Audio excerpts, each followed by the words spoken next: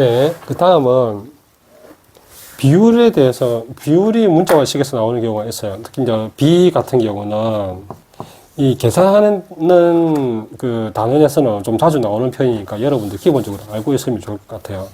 뭐냐면, 이런 문제가 나올 수가 있거든요. 2대 X는 뭐 5대 1이라고 합시다. 하고, 그 다음에 Y 대 3은 뭐 7대 4라고 해요. 7대, 뭐, 좀 더 크게 하고 싶다, 숫자를. 12대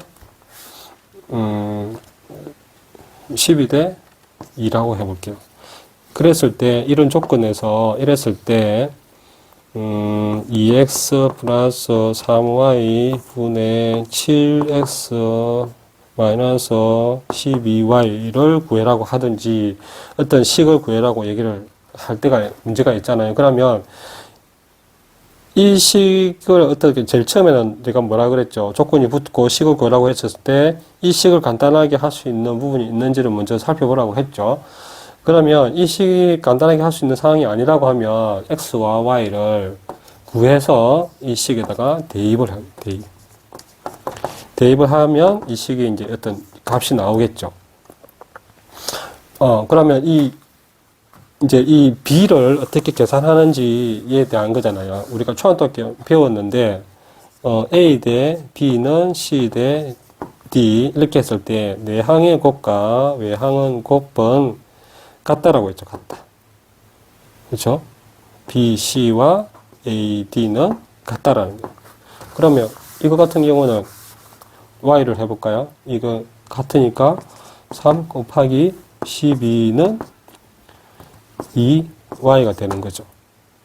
네. 그럼 y는 곱하기 여기 y를 2를 없애고 2분의 1을 여기다가 곱해주면 되겠죠. 이렇게 해주면 되겠죠. 그러면 y 값이 나올 거고, 그럼 x도 마찬가지죠. 그렇게 하는 거고, 또 b가 나왔으니까, 그러면, 죄송합니다.